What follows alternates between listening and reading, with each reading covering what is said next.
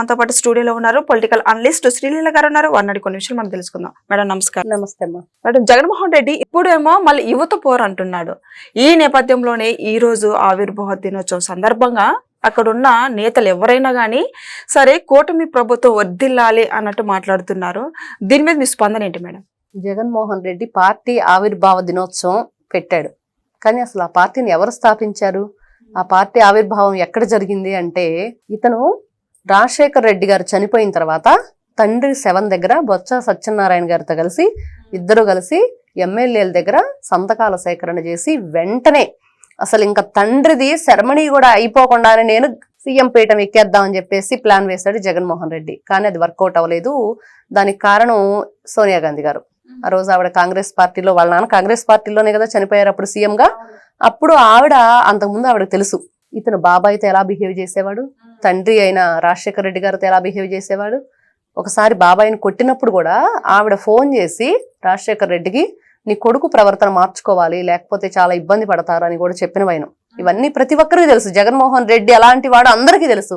అలాంటి జగన్మోహన్ రెడ్డిని ఎప్పుడు కూడా వాళ్ళ నాన్న, బాబు నువ్వు ఆంధ్ర రావద్దు, నువ్వు అక్కడే ఉండు, ఎక్కడ బెంగళూరు ప్యాలెస్ లోనే ఉండు అని చెప్తూ ఉండేవాడు. అది అందరికీ తెలుసు. అయితే అలా అతని చావు దగ్గర మొదలైన ఈ పార్టీ అభిమానంతో, రాజశేఖర్ రెడ్డి అభిమానుడు అతను ఉన్నాడు శివకుమార్ అని, అతను ఆ పార్టీని స్థాపించాడు, వైఎస్ఆర్సీపీ అనే పార్టీని.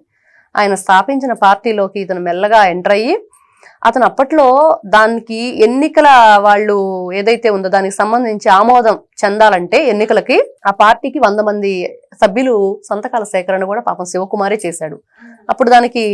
అప్పుడు ఎలక్షన్ కూడా దానికి ఆమోదం వచ్చింది, మీరు పార్టిసిపేట్ చేయొచ్చు ఎలక్షన్లో అని.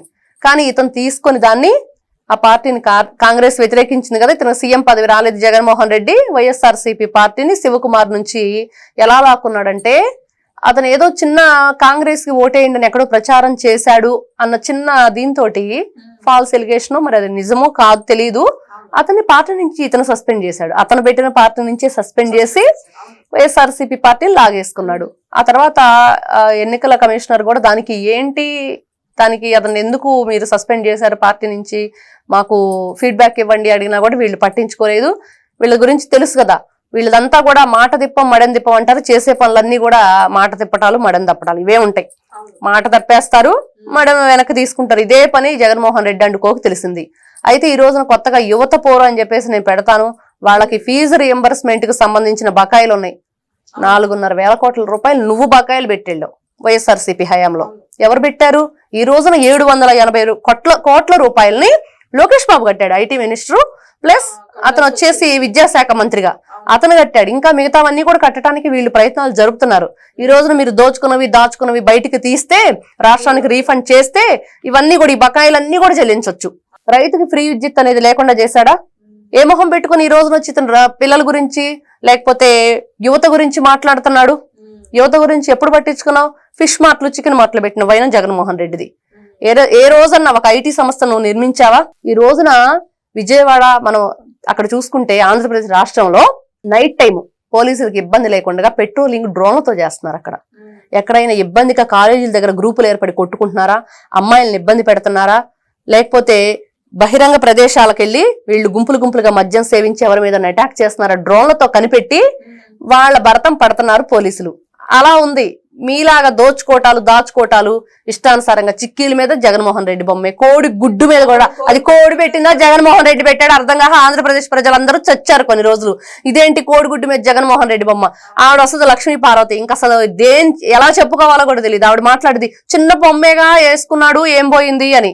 ఈవిడే చెప్పాలి మరి ఆ విషయం. చిన్న బొమ్మేగా నువ్వు మాట్లాడే హక్కు నీకు లేదమ్మా.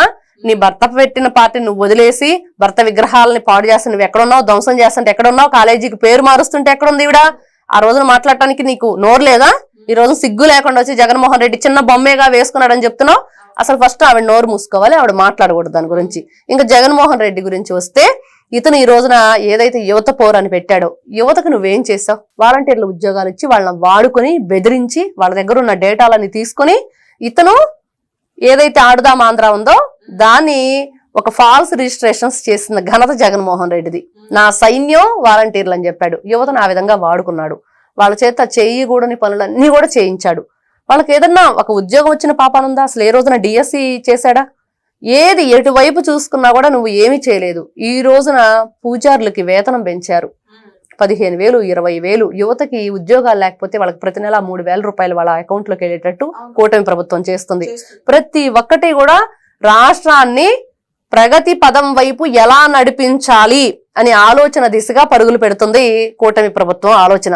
అమరావతి ప్రారంభోత్సవానికి ఎవరైతే మోడీ గారు ఉన్నారో 9 సంవత్సరాల క్రితం శంకుస్థాపన చేశారు, ఆయన మళ్ళీ రాబోతున్నారు. ఆయన చేతుల మీదుగా పునఃప్రారంభ పనులు ప్రారంభం కాబోతున్నాయి. జగన్మోహన్ రెడ్డి కడుపులో మంట అంతా ఇంత కాదు, అసలు వైఎస్ఆర్సీపీ వాళ్ళందరూ కూడా కళ్ళల్లో నిప్పులు పోసుకుంటున్నారు. ఏం జరుగుతుంది అసలు? పవన్ కళ్యాణ్, చంద్రబాబు నాయుడు కొట్టుకుంటే బాగుండిద్ది, వీళ్ళు ఎప్పుడు తిట్టుకుంటారు, ఎప్పుడు కొట్టుకుంటారు, రాష్ట్రాన్ని మనం దోచుకుందాం, ఇంకా మిగిలిందంతా జనాల కిడ్నీలు, హార్ట్లు అన్ని కూడా అమ్ముకుందాం అన్నట్లుంది వీళ్ళ వైఖరి. అలానే ఈ రోజు ఆవిర్భావ దినోత్సవంలో కూడా మైక్ పెట్టుకొని మాట్లాడిండు. అంటే తర్వాత మనం 2-3 ఏళ్ల తర్వాత మనమే అధికారంలోకి వస్తాం, నెక్స్ట్ మనమే సీఎం అవుతాము అని అక్కడ ఉన్న ప్రజలకి ఆయన చెప్తున్నది. దాన్ని చెప్తున్నాడు, ఒకసారి కళ్ళు మూసుకున్నాం 1 year అయిపోయింది, ఇంకా 4 సార్లు కళ్ళు మూసుకుంటే 4 సంవత్సరాలు కంప్లీట్ అయిద్దని. నువ్వు కళ్ళు మూసుకొని పగటి కళలో కను జగన్మోహన్ రెడ్డి గారు ఎలా ఉండిద్దంటే ఆయన అనుకుంటున్నాడు. ఎలా అనుకుంటున్నాడంటే, నేను జగన్మోహన్ రెడ్డి అనే నేను ఆంధ్రప్రదేశ్ చీఫ్ మినిస్టర్ గా ప్రమాణ స్వీకారం చేస్తానని కలలు కంటున్నాడు. నువ్వు ప్రమాణ స్వీకారం చేస్తావు నిజమే, జగన్మోహన్ రెడ్డి అనే నేననే ప్రమాణ స్వీకారం చేస్తావు. ఎక్కడ చేస్తాడు?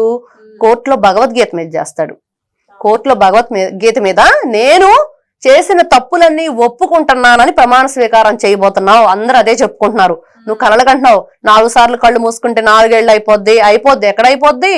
ఎందుకు అయిపోతుంది? ఈ రోజున నువ్వు చేసిన పనులకి ఇంటింటికి ప్రతి ఇంటికి వెళ్తే నా చరిత్ర చెప్పుకుంటారని చెప్తున్నావు.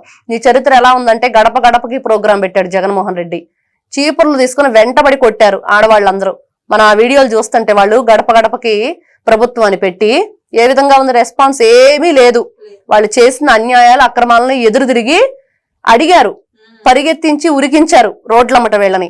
అది జరిగింది గడప గడపకి ప్రోగ్రామ్ లో. ఇతను మాట్లాడతాడు, ఇతను ఎమ్మెల్సీలు చేసిన పనులేంటి? ఒక దళిత డ్రైవర్ అయిన సుబ్రహ్మణ్యాన్ని చంపి డోర్ డెలివరీ ఇచ్చాడు. న్యూడ్ వీడియో కాల్స్ చేసి చండాలం చేశాడు అనంతబాబు ఎమ్మెల్సీ. ఇంకొకరిని చూసుకుంటే గంట అరగంట రాంబాబు. వీళ్ళంతా ఇట్లాంటి వ్యక్తులను పెట్టుకుని నువ్వు ఎమ్మెల్యేలుగా, ఎంపీలుగా. ఆవిడ చూస్తే రోజా మీడియా వాళ్ళు క్వశ్చన్ అడిగితే క్వశ్చన్కి ఏమంటది? ఏంటి ఎక్కువ మాట్లాడుతున్నావు, నీకు దమ్ముందా అని అడిగింది. ఆడ మనిషి చూసే ఉంటారు మీరు కూడా అవన్నీ. అసలు ఏంటండి వీళ్ళు ఎమ్మెల్యేలు, ఎంపీలు, వీళ్ళు ప్రజాప్రతినిధులుగా ఉండి 2019 నుంచి 24 వరకు రాష్ట్రాన్ని సర్వనాశనం చేశారు. అమరావతిని అన్నాడు కదా భ్రమరావతి అని. మరి ఈ రోజున రాబోతున్నారు మోడీ గారు, చక్కగా ప్రారంభోత్సవ పనులు జరగబోతున్నాయి. పోలవరాన్ని వీళ్ళు పాడుపెట్టారు, బాబు గారు దాన్ని పరిగెత్తించి ప్రజలందరూ కూడా రైతులు సస్యశ్యామలంగా పంటలు పండించుకునే విధంగా దానికి చర్యలు జరుగుతున్నాయి. ఇప్పుడు రాష్ట్రం ప్రశాంతంగా ఉంది. మీ మీద ప్రజలందరూ ఒకటే కోరుకుంటున్నారు, ఎవరిని జైల్లో వేయబోతున్నారు, ఎవరి మీద కఠిన చర్యలు మేము సాక్ష్యాధారాలతో సహా కూటమి ప్రభుత్వానికి ఇస్తాము అని ఎవరైతే వీళ్ళ వల్ల ఇబ్బంది పడ్డారో వాళ్ళంతా సాక్ష్యాధారాలతో సహా కూటమి ప్రభుత్వానికి సమర్పిస్తున్నారు ఈ రోజున. అవన్నీ కూడా వీళ్ళు నన్ను ఈ విధంగా టార్చర్ పెట్టారు, ఈ విధంగా టార్చర్ పెట్టారు. వాళ్ళంతా కూడా వైఎస్ఆర్సీపీ ప్రభుత్వం.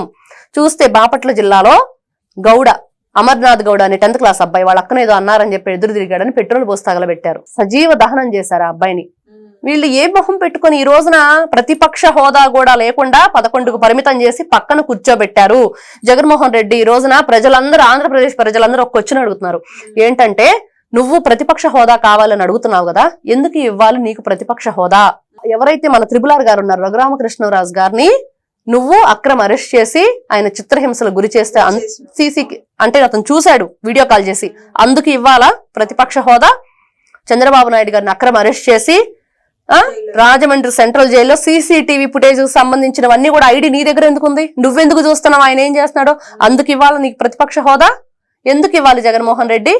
బాబాయ్ చావుని గొడ్డలతో నరికి నరికి నరికి చంపారన్నావే, నువ్వు వీడియో కాల్లో చూసావా అవి? మరి అందుకు ఇవ్వాలా నీకు ప్రతిపక్ష హోదా? ఈ రోజున తల్లిని చెల్లిని కూడా బయటకు నెట్టి వాళ్ళకి ఎటువంటి హక్కు లేదు ఆస్తి మీద, రాజకీయాల మీద మాట్లాడుతున్నావు, అందుకు ఇవ్వాలా ప్రతిపక్ష హోదా? రాష్ట్రాన్ని సర్వనాశనం చేసినందుకు, అమరావతి రైతుల్ని ఇబ్బంది గురి చేసినందుక, వాళ్ళని బూట్ల కాలతో తన్నించినందుక, బాలింతరాలు లేకపోతే ప్రెగ్నెంట్ల లేడీ అని కూడా తెలియకుండా వాళ్ళ మీద ఎంత అమానుషానికి పాల్పడ్డావు, అందుకు ఇవ్వాలా? అసెంబ్లీ సాక్షిగా ఆడవాళ్ళని అవమానిస్తుంటే నీ ఎమ్మెల్యేలు ఎంపీలు అందరూ కూడా భయంకరమైన భాషతో మాట్లాడుతుంటే నువ్వు రాక్షసానందం పొందుతూ వికటాట్టహాసం చేస్తూ అందుకు ఇవ్వాలా నీకు ప్రతిపక్ష హోదా? ఎందుకు ఇవ్వాలి? ఏ విధంగా రాష్ట్రాన్ని సర్వనాశనం చేసి ఇప్పుడు మళ్ళీ ప్రతిపక్ష హోదా కావాలని అంటున్నావు. జనం అందరూ కూడా ఈ రోజున అదే అడుగుతున్నారు. ప్రజలు, ఇది ప్రజల మాట, ప్రజలు ఇదే అడుగుతున్నారు. జగన్మోహన్ రెడ్డి సమాధానం ఈ రోజు పులివెందులలో అతనికి వచ్చిన 11 సీట్లలో కూడా అత్యధిక మెజార్టీ అక్కడ వచ్చింది. ఆ ప్రజలందరూ మా గోడు పట్టించుకునే వాళ్ళు లేరు, ఎమ్మెల్యే ఏంటి అందుకు ఇవ్వాలా, వాళ్ళ గురించి పట్టించుకోనందుకు ఇవాళ ప్రతిపక్ష హోదా. వాళ్ళ గురించి నిన్ను గెలిపించిన ప్రజల కోసం నువ్వు మాట్లాడాలన్నా కూడా నీకు ప్రతిపక్ష హోదా కావాలి అంటున్నావు. ఆయన ప్రతిపక్ష హోదా అడుగుతుంది ఒక్కటే, అతనికి ఇప్పుడు సెక్యూరిటీ సరిగ్గా లేదు, సెక్యూరిటీ కావాలి. ఆ ప్రోటోకాల్ కోసం మాత్రమే జగన్మోహన్ రెడ్డి అడుగుతున్నాడు ప్రతిపక్ష హోదా.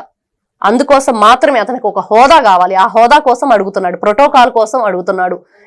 ఇతనికి ప్రజల మీద ప్రేమతో కాదు. ఈ రోజున బోర్గడ్డ అనిల్ కూడా బ్రతిమలాడుకుంటున్నాడు వీడియో కాల్ లొంగిపోయాడుగా మేడం. లొంగిపోయి ఆ వీడియో కాల్ రిలీజ్ చేసినప్పుడు నన్ను అతను ఎందుకు లొంగిపోయాడంటే జగన్మోహన్ రెడ్డి వదిలేశాడు, అతను హెల్ప్ చేయనన్నాడంట, నా దగ్గరకు రావద్దన్నాడు. అందుకనే ఈ రోజున లొంగిపోవటం జరిగింది.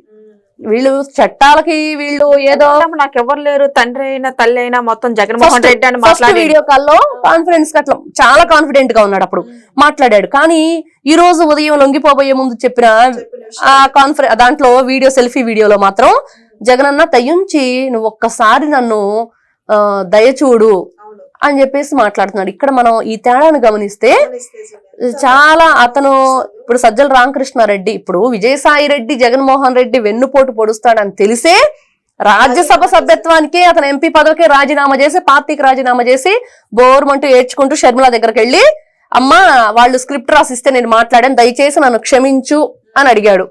ఇది జగన్మోహన్ రెడ్డి చరిత్ర.